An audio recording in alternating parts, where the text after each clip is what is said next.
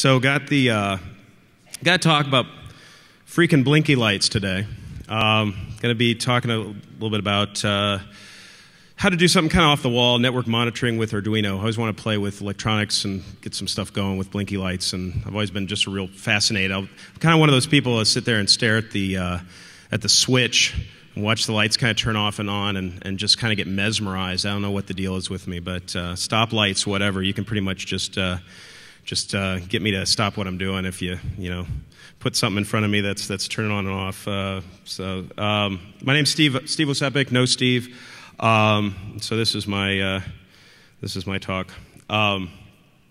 Just a quick note: the quality of some of the images in the presentation are of the homemade variety because of some legality reasons. We're not allowed to use the copyright images and things of that nature. So I do apologize in advance for some of the quality here. So just kicking right off.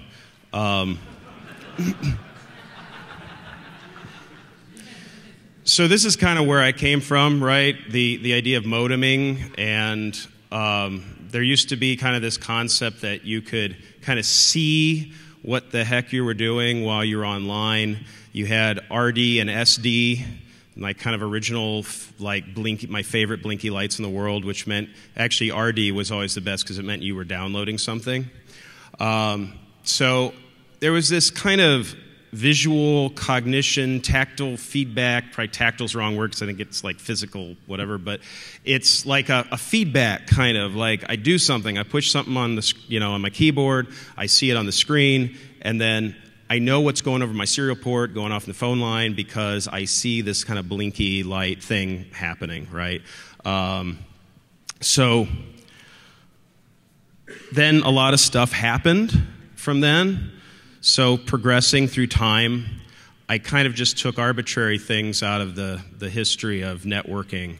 So I think like there was like 56K, and then Netsplosion, thank you. I think there was like a explosion of internet stuff. And then YouTube was somewhere in there and a bunch of other stuff. And then mobile, and now there's a cloud.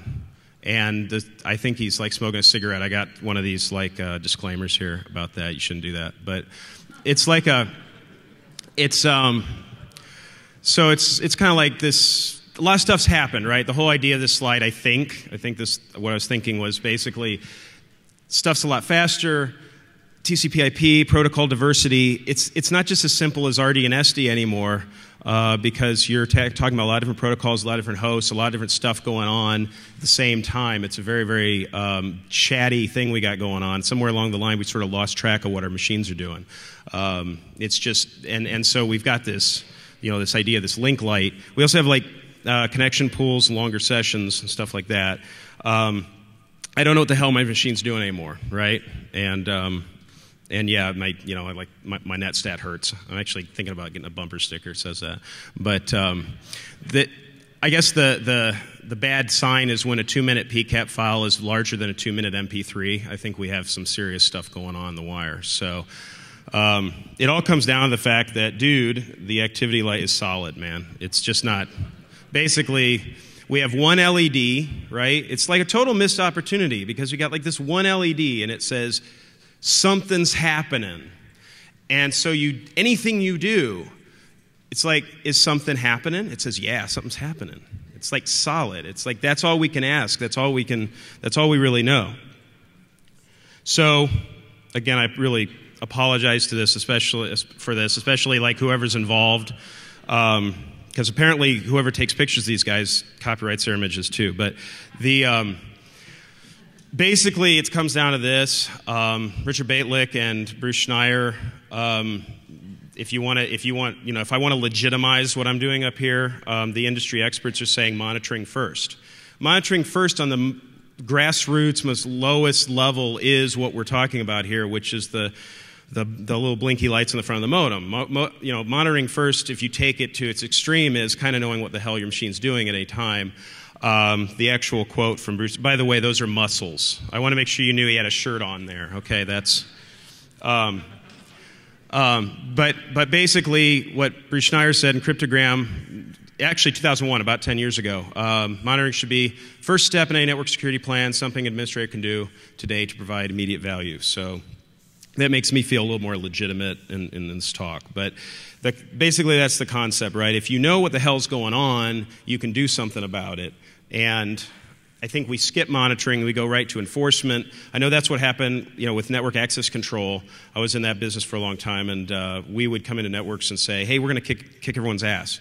And that's not supposed to be here, and we'll kick everybody off. And you'd get them all fired up, and people would come up with these really cool rules. It sounds really nice, like, hey, if they're transferring this much this much data at this data rate at this time of day, then kick their butt. And then the CEO would come in, be on his way out of town at 9 p.m., try to copy the presentation down for the boardroom, and get kicked off the network, and everybody get fired, and we'd lose the account. So the idea is that, why is that? Why did that happen? Why do people want to enforce before monitoring, right? That's kind of goofy. Because if you're monitoring, you know that that kind of stuff happens. You know that that rule's crazy, right? But we try to create this kind of big brain that says, oh, we're going to feed this brain all this data, and then the data, it's going to learn, and it's going to understand your network better than you do, and then it's going to make these kind of interesting rules. If you take it a step farther and you're talking about some of this, the learning mode and things like that. Don't get me wrong. I mean, we need that stuff. We need to make it better, but we need to also understand what the heck's going on. So you start talking about monitoring, and it's like, well, wait a minute. We have all this cool stuff, and on the side, I like to write these little miniature screenplays and throw them in the trash. So you get to see one. So basically, you mean like IPS, IDS, NACs, sniffers, scrapers. Yeah, okay. And then, no, I mean like what the, okay, yeah, WTF the box is doing, right? And then, yeah, but try Wireshark, newbie, and then it just kind of devolves from there. I don't really know what happened after that, but there's something about the fact that Wireshark is for analysis, and then I don't think that has any value at all. But basically, yeah. So the idea is that Wireshark, the takeaway is that Wireshark's for analysis, okay, and not for the kind of thing I'm talking about, which is this real-time kind of tactile, I keep misusing that word, but this sort of real-time feedback that you're getting from the thing. So like the old days, right? Something, it's a good excuse for Arduino, it sounds good on a DEFCON schedule, freaking Blinkie lights, it's...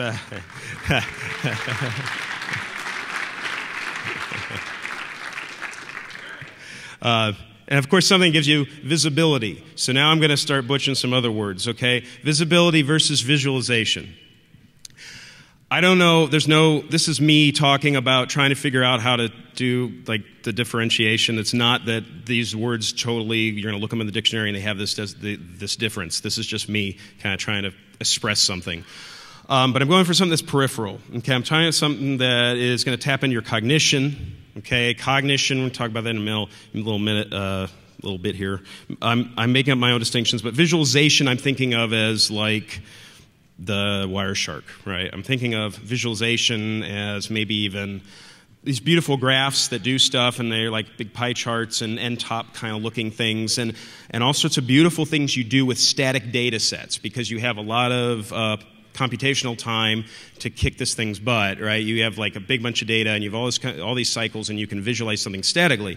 I'm trying to go for something a little different on the other end of the spectrum, which is like the real-time stuff, okay? So it's more tactical.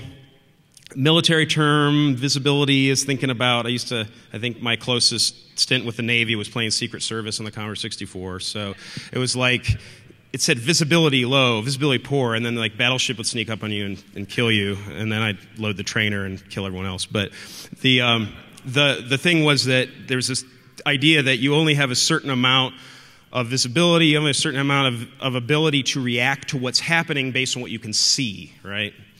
So visualization taps into our ability to reason, right, to figure things out. It answers questions. Visualization, excuse me, might like cause us to, it might answer questions. Visibility is more like it taps into our cognition, okay, and maybe it causes us to ask questions. I only sort of know what I'm talking about, real-time cognition, but examples are driving, like video games, and like things like sports. And I just kind of realized it's probably like a really bad thing to bring up at DEF CON, but basically, yeah. So it's like the real time kind of like, why are you good at sports? And it's not because, well, I sit down, I get the basketball, and I sit down, I project the arc, and I'm going to exert the right amount of force to get in the basket. It's because, I don't know, man, that's what I do, right? I just, whatever it is they do in basketball, I just like slam on those guys all day or something. It's like the one where they, yeah, okay. So direct connection between the senses, right? So it's because you're able to like react to something. You're able to see it. It's out of the corner of your eye, but you're able to do something about it, right? It's the same with video game, little sniper and whatever. You can get really good at that, but you're not thinking about it. You're just doing it. It's acute perception of sight variances and stimuli, which sounds like freaking awesome. Here's the scholarly reference that I think this means what I think I'm talking about, which is real-time cognition is best described not as a sequence of logical operations performed on discrete symbols, kind of hanging in there on that one, but as a continuously changing pattern of neuronal activity. So what I take away from that, this poor Michael Spivey, who got cited at DEF CON, and Rick Dale of University of Memphis and Cornell University. There you go. What I take away from that is it's a flow. It's not so much that you stop doing something. It's not like chunked up like general analysis is. It's more like this flow. It's like this tie-in to human stuff. So with that, that's enough of that crap. Let's play with electronics. All right.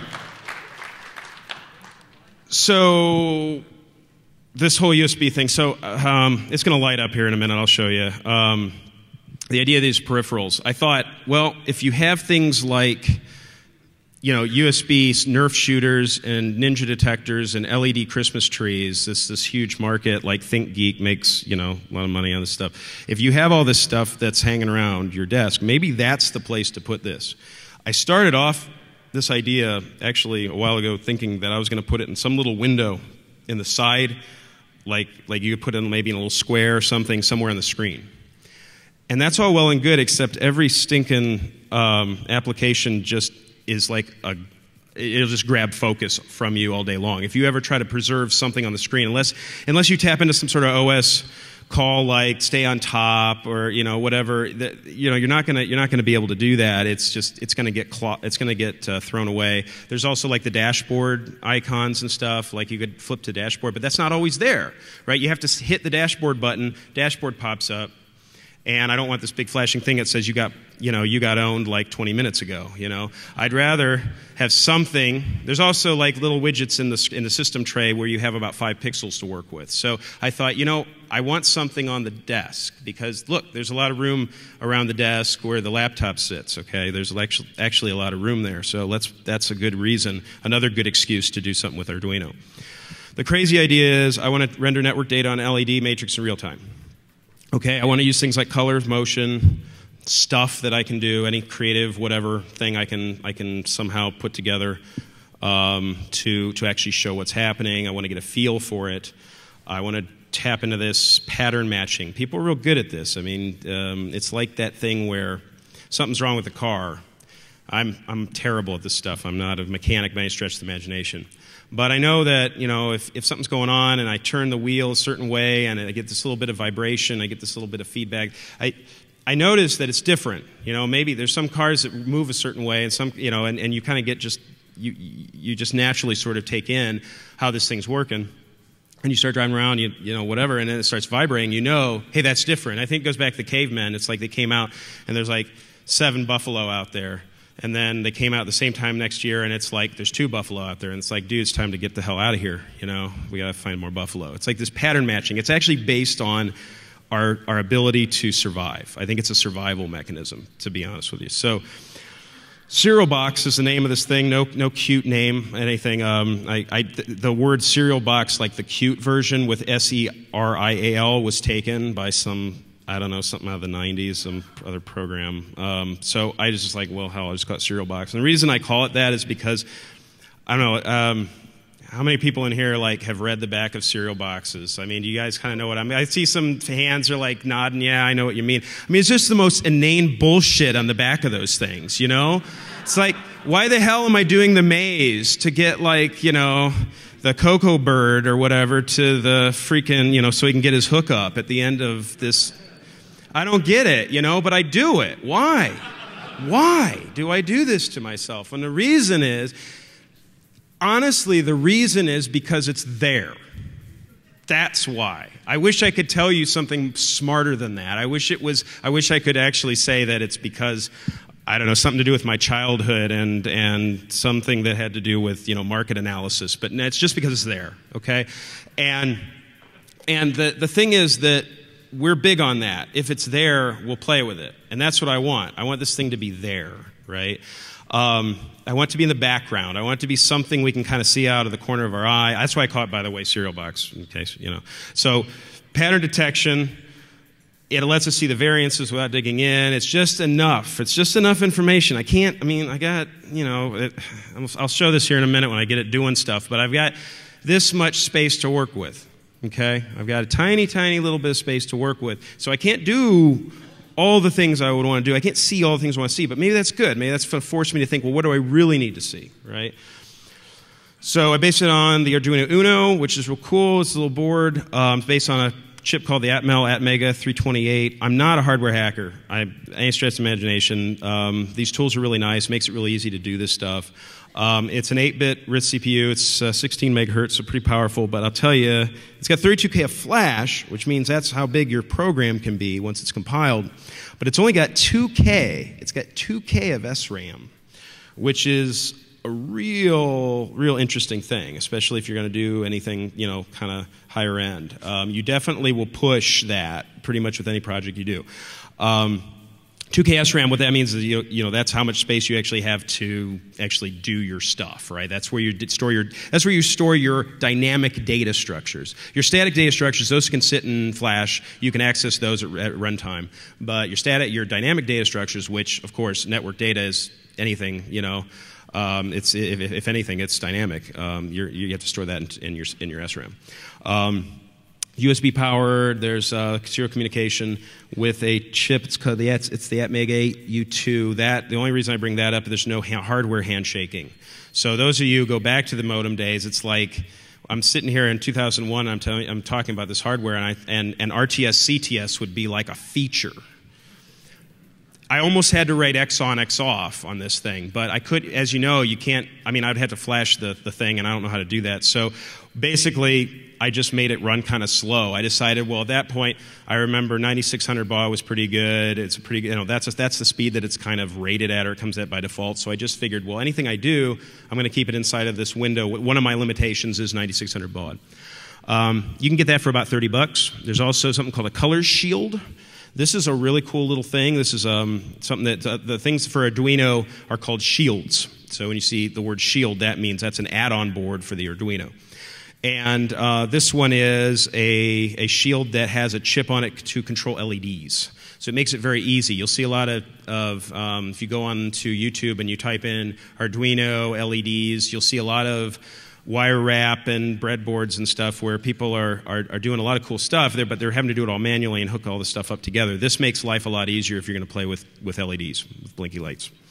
IT Studio sells it for $15. It's they also sell a multicolor LED matrix for about $21. So at the end of the day, we're at about $66 for this. So not too bad. I mean, if somebody picked this up and started making a whole bunch of them, mass producing, probably get down really cheap. You know, probably produce something like this for $10 or something. But for hobbyist electronics, you know, that's not too bad. And you can do a lot of other stuff with this. Is the nice thing. You're not just stuck with whatever this is. So the design goals have to be simple. Have to, I'm going to send stuff from the host. The host, of course, it can't sniff. It's just USB. So I have to have a sniffer on the box, on my own box. But then the sniffer is going to send that data, whatever data I'm interested in, over the serial link, and it's going to render it on the Arduino. Serial box, the code that's running on the Arduino, is in charge of rendering that to the screen. Okay, that's its job. Its job is to render anything I send it to the screen. I have 2K SRAM. Minimal data processing, should be easy. I want you guys to be able to play with this. The source code, you already have it. This is kind of fun. I don't know if you know this. You already have this. It's on the source code for it is on the DEFCON DVD. So you actually have it right now. So I was hoping, I'm kind of glad that not everybody got up and left. I thought maybe that was going to do it. So I saved it to the middle, but I think we're okay. So data points. Here's what I'm sending: MAC address, IP address, TCP or UDP port, and country code. Here's what it looks like. Okay, this is so. I can say I wrote my own protocol, but really all I did was I just took like 1 was open, 2 was closed, and then I just put a bunch of other stuff in hex separated by commas. So if you could call that a protocol, yeah, then. So when I'm trying to show off in front of the girls, I say I wrote my own protocol, but really you guys know the truth. It's just 9, it's just that many characters, however many characters that is across serial link. All that stuff's already there. By the way, basic C, good enough. I know you guys are getting antsy to see some stuff. So, by the way, text processing in C, this is the kind of thing that where I'm kind of a purist, and I always think, well, or I think of myself as a purist, which is probably completely false. But I think of like, man, why do we have all these high-level languages like Java and Ruby and all this stuff when I could just be programming C? And it was like the good old days, and I really, really want to like just take advantage of every little register on my processor and do everything like super fast. And you kids these days and all that kind of curmudgeon-y stuff. But then you actually sit down. It's like, okay, Rockstar, now you have to process a string in C, right? And it's like, oh, son of a bitch. So so this is the thing. I mean, you're going to see a lot of this kind of stuff. It's probably full of God knows what security. You know, somebody's going to like totally pwn your cereal box. But it's a yeah, you know, it's basically just taking one character in at a time, going through the ASCII table. I have ASCII table in .com or whatever in my bookmarks now, and just staring at it. So this is the cool stuff. Arduino library. It's huge help in dealing with the LEDs. Setting an LED. So for those of you who try to figure out how to do this, it's very simple. There's some basic code there to do it. If I want to set coordinate 3. X3, Y8 to blue, I'm going to do set pixel directly, or I could do it using a pointer and do increment. I didn't write this. This is by this dude, Linkomatic, and he's awesome. I sent him an email and let him know I'm going to be doing this talk, so I sent him a recording of this, but I was just very impressed with it. It's a very, very cool library. This is something I did. This was kind of my contribution, right, where I had this problem where I only have 32K of flash and 2K SRAM. I didn't want to store a big static table in memory to convert country code. You're going to see why this is important here in a minute, to RGB values. So what you're going to see is one of the views. There's 2 views I'm going to show you. One view is going to show you all the connections that are on. It's going to fill up the matrix, the LED matrix, with all the different all the different sessions that are being done by the machine, and it's going to color code them according to what country, using GeoIP, what country I'm talking to. Okay. How I did that was basically took the country code and using the random thing that's inside of C, I just kind of made up a color on the fly. The random is pseudo-random, so it's not really random. It's always going to be the same. So once you learn the color for a country, and oddly enough, US was green. So I thought that was kind of interesting. But some other countries were red. And you'll find those out on your own. But it was kind of apt, I'm just saying. So it just the way that it worked, you just sort of realize how that basically, yes, this, that's US because I've memorized that. It's not, I don't even have a list. I couldn't give you a list. I would have to actually send all the country codes to this thing to give you a list of all the colors. It's going to do it on the fly, but it's always going to be the same. And then, so yeah, the first letter turns to green, the resulting green turns into blue and all this stuff. So, okay, so now's the part of the talk where I try to show you how this works. First, what I'm going to do, so here's the challenge. As you can see, I was wearing a shirt there. Don't let them fool you, okay? It's just V-neck or something. It was it was late at night, you know. But here's my main problem. You can't tell what the hell's going on there, right? I mean, the whole thing is that it's all blown out. So this was the challenge. I was like, how am I going to go for a DEFCON? I'm going to show these guys how this works. So I'm going to do two ways. I'm going to show it on there and just kind of do the little hold it up, like show and tell in front of the school thing. And then I've got a movie that'll show up on the big screen where I found this old camcorder. It's like the only way I could do this. The old camcorder had like a exposure switch, and I could turn the exposure way down. It actually looked real good. So let me... Now I worked this out with the AV guy. We'll see if this works here. Okay, cool. So let me jump over here. Here's what I'm doing. Stop that. Basically, this is a Perl script that comes with it. It's also on the DVD. I'm doing Perl. Let me make this a little bigger. Perl CB, PL. It gives you usage if you don't know how to do it. The interface, the IP, the source IP, and the actual serial port that it's going to talk to. So remember, this is going over serial. It's actually serial emulation over USB. I guess it's not really emulation. It's actual serial. But so Perl, CB, PL, blah, blah, blah, and get that going. And then from there... down here, I'm doing the TCP replay thing. So what should happen, if we're lucky, and the demo gods don't frown on us, there we go. Okay, so what's happening here is I'm doing a TCP replay from some PCAP stuff I recorded, and what's happening is every time something comes up, it's going to render it to the screen. Actually, I think I picked the wrong one, but you can kind of get an idea of what this looks like. Actually, I think this is about to freak out. I picked the port scan one. I think I picked the port scan one. Yeah, I picked the port scan one. So it just kind of, well, okay, now, so you spend $66 on this thing, and everybody comes by your desk and like, really? Seriously? Okay. So let's try another one that's not quite as crazy as that. Actually, I stopped the wrong thing. I worked through this stuff like 20 million times, and then I get up here and crap all over myself. Let's do browsing. Browsing sounds good. So let's start up our daemon again. It's real simple. It'll reset itself if you stop it. Just give you a feel for, you know, playing around with this stuff and how this works. So don't worry, guys in the back, we're going to show it on the big screen here in a minute. But just to give you sort of a feel, right? Again, it's hard to it's going to be much better on the screen because in the screen you can see what I'm doing, and there's this analog. Remember, this is all about comparing and pattern matching.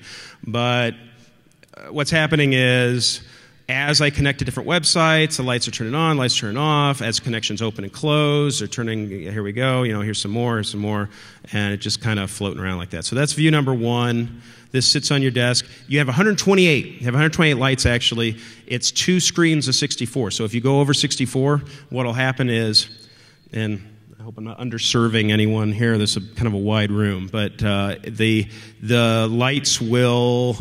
if it goes over 64, you'll start getting 2 different screens. It'll switch back and forth using a timer. So I'll just set that there and let it sort of just see. It's kind of like active right now. Like I was doing a whole bunch of stuff there. So it's just, oh, there's some blue. There's some blue. There it flipped over to the other screen.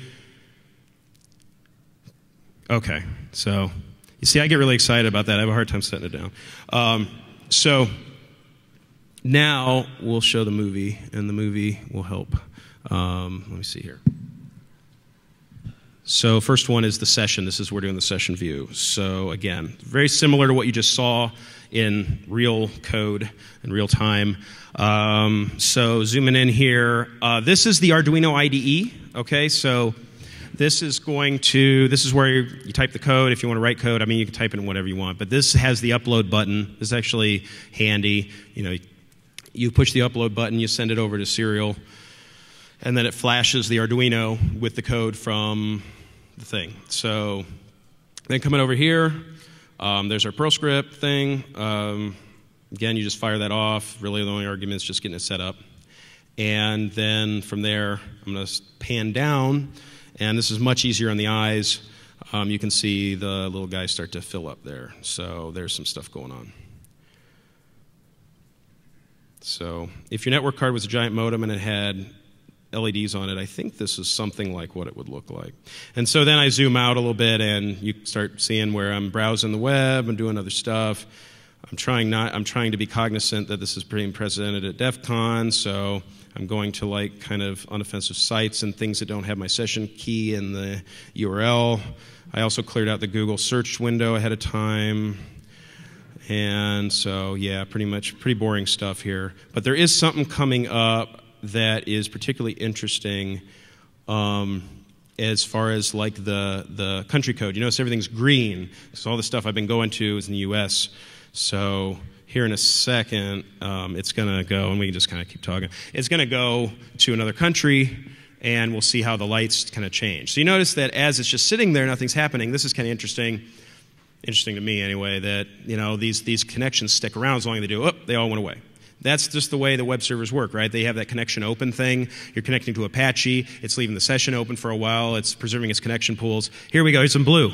Some blue. You're going to tell other people how this talking and be like, there was this part, and he hit something, and it was blue. It was awesome. And so that's because I went to BBC UK. So you see there's still a smattering of other things. It was like green and blue, and Tiger Woods on there. And then there's a guy with a frowny face, so I had to click on him. And that wasn't at all what I was expecting, by the way. So basically, this is the thing, right? This is the session thing. Okay, so that's cool. Now, back to, let's see if I can get back here. This is going to be the trick. All right. Cool. Good. Okay, so data storage. So how am I doing all that? Well, I do store it in an array. It does have to know. See, I was trying to make it as stupid as possible. I was trying to make the Arduino as stupid as possible. I was trying to make Perl script as stupid as possible. I just want everything to be stupid, right? I was just trying to make everything stupid.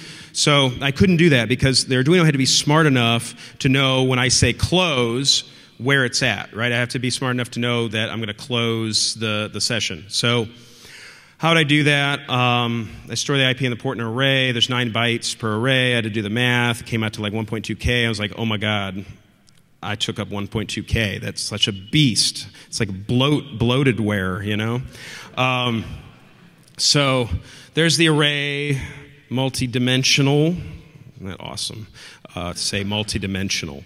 It's different positions of the LED matrix, and then I've got a little 2-hex command I wrote in there, a function to convert this stuff over.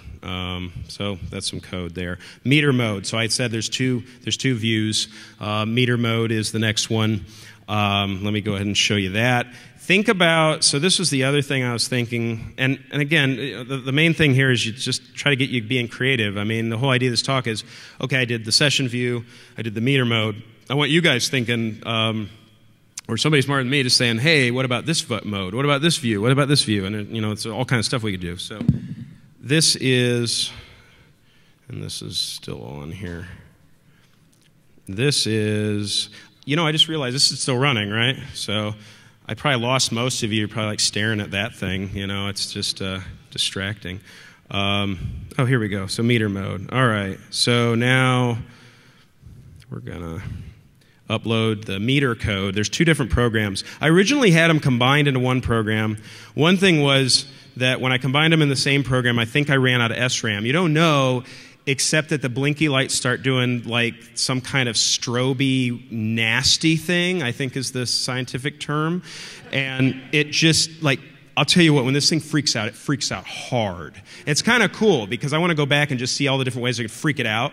Okay, what this is, what my recording self is trying to show you here is that the different things you're going to see. Think about an equalizer view out of like the 80s or something like your old stereo system. It was really cool when you got a stereo system and all of a sudden it shows up and it's like, wow, I can see the notes.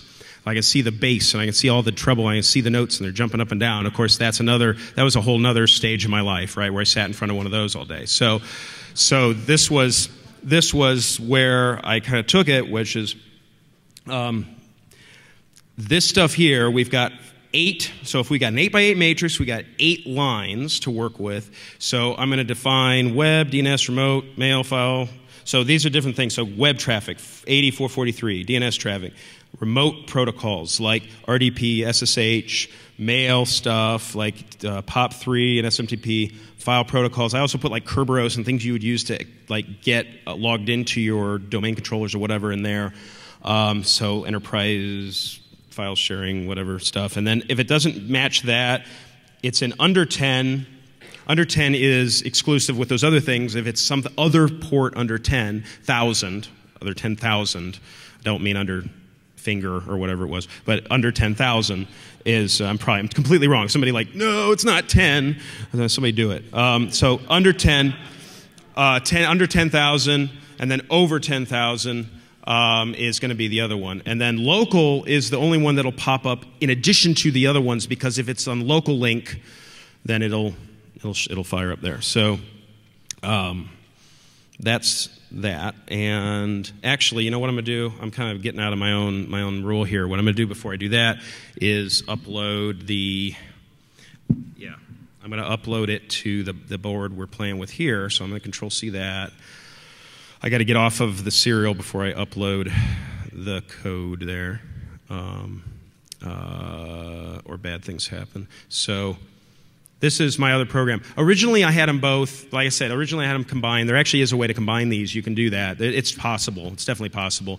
The thing is that I didn't like the fact that my session view was getting clobbered by my meter view. So here's the meter view, okay, to give you an idea. Each of these being different color. The colors we just looked at, you can define them however you want in the code. But basically, those little guys are going to jump up and down based on what kind of traffic you see. So let me run really it's the same. I could do the same TCP replay thing. Let's fire this up again.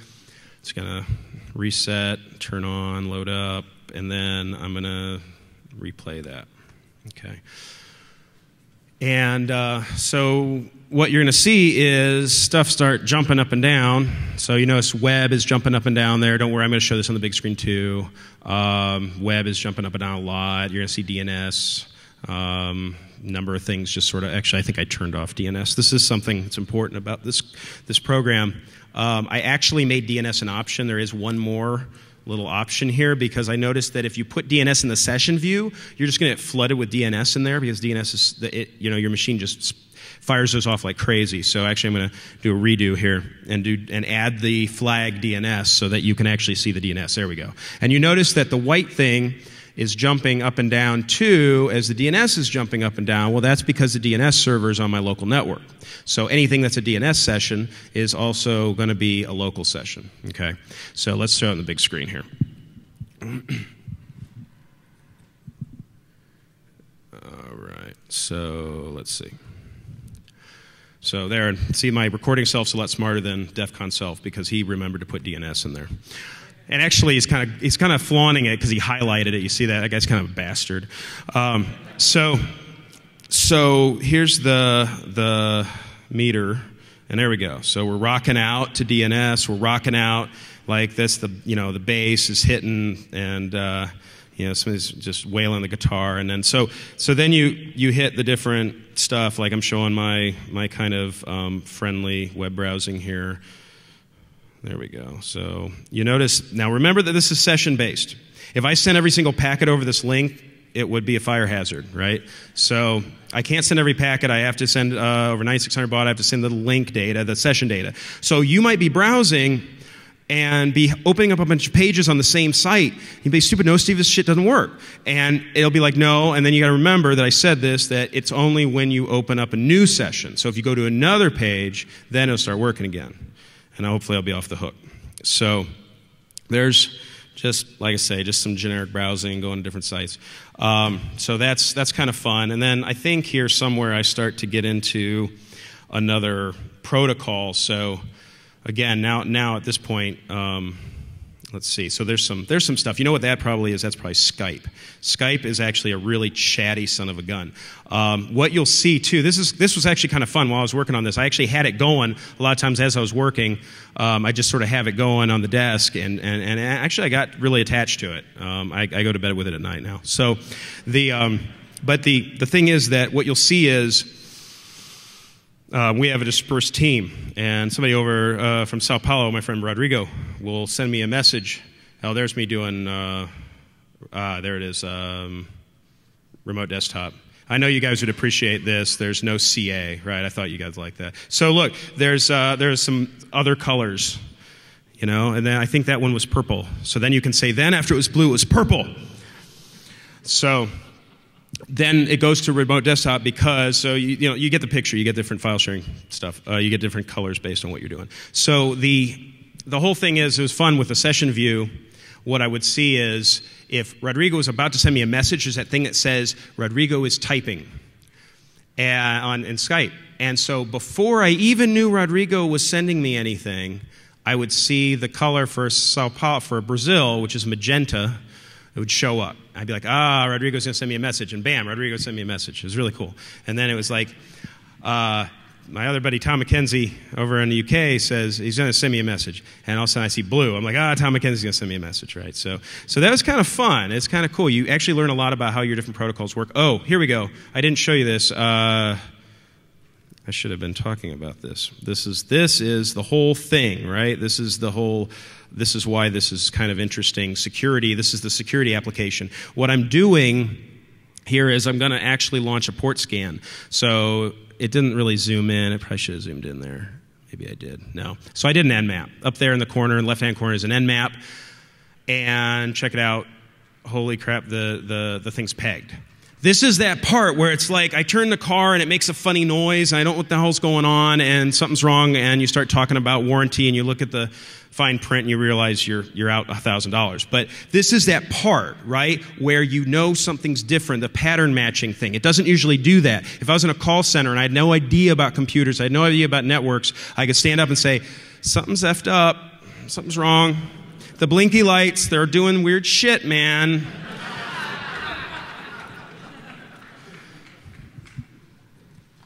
So now we get to the fun part. Now we get to see, okay, we get to see something cool here in a minute. This was my thing about no handshaking. Message size 32 bytes, 37 messages per second is probably about the most we can get. There is another thing. Great thing about embedded, the great, awesome, wonderful thing about embedded is, anytime you have a really, really difficult computer science problem or whatever, you talk to people and they're like, disks are cheap. Processors are cheap. Computers are cheap. Let's just solve it by throwing just a whole bunch of really, really heavy instructions at it, and it gives a crap. So I can go, make it a happy hour. So that's not the case here, right? It's almost like playing Sudoku or something. It's a puzzle. You have to figure out from the beginning, you're screwed, right? You know that you have to be very, very careful, and you have to be performance conscious from day one. So you have to do the math. I did the 9600 baud, 2 bytes, and I have 9 bytes or whatever. I did the math. I could get about top end 37 messages per second, probably realistically only about 32 messages per second. So the other thing was, in session mode, I had this concept that you're going to hit a ceiling. And the problem is you're going to fill up 128 lights, and then you're not going to know if you're getting port scanned. I really want that whole thing about, oh man, something's screwed up, right? I want that concept. So I made something called Inferno mode.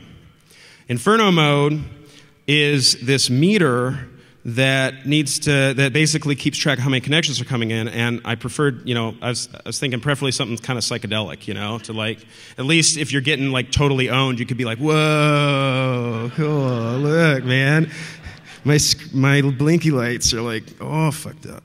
So overload detection, right? Define overload 90. You can define this whatever you want. That's conservative. This is a very conservative number. If the number of commandos are overload, mode 9 is the bad one, right? So I'm down to 5 here. So I think this is actually going to work out just about right. Here comes Inferno mode. Port scan. So we're just going to nmap ourselves. You know, it's a good example. It's reconnaissance. Somebody's doing reconnaissance.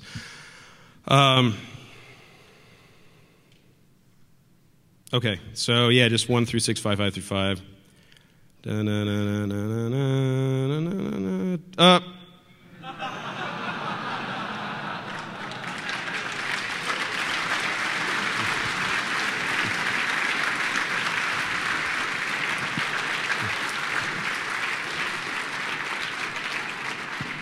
So I will let you know, I didn't do the plasma effect, but I did the frowny face, okay? Yeah, so that's the whole thing, right? So I think that's kind of the international symbol of you're screwed, right? I tried to put, it's pretty sad because you don't have a lot to work with. You know you're kind of screwed when you don't even have enough room to write LOL. So that is the high point. From there, just so you know, the little thing about the Perl script I'm running on here, it does work on Snow Leopard, which is cool. It does work on, of course, Linux, BSD, whatever. It's just Perl. Had a little bit of trouble getting it to work on Windows. I think I'm going to take another stab at that because I think, you know, to make it universal, we got to get Windows in there too. So I'll probably be putting something on the website about this. All open source, of course. Fairly simple. It's using GOIP. I tried to keep it to a minimum on the requirements of Perl scripts, so hopefully it's not too hard to get going. There's only 2 messages, open and close. You can make your own. You don't have to use my Perl script. All it's doing is it's doing what, you know, you could do this in Ruby, Python. You could hook up Scapy to this thing. You can do whatever you want as long as you can talk to the serial port over 9600 baud and send those funny little messages that we were talking about earlier. Heck, you could take the serial box code, figure out, you know, how it works, how a network engineer would approach this problem, and change some stuff. The other ideas I had were like maybe you could make an Ethernet version of this. There is such a thing as Ethernet Shield. It would eliminate the whole USB thing, but honestly, I think it would probably be really, really poor performance. So I don't know about that. Maybe there's better host side programs. Of course, the most important one is bigger LEDs, right? That would be the big feature add there. And there's some links. So, what do you think? Pretty cool. So not so bad.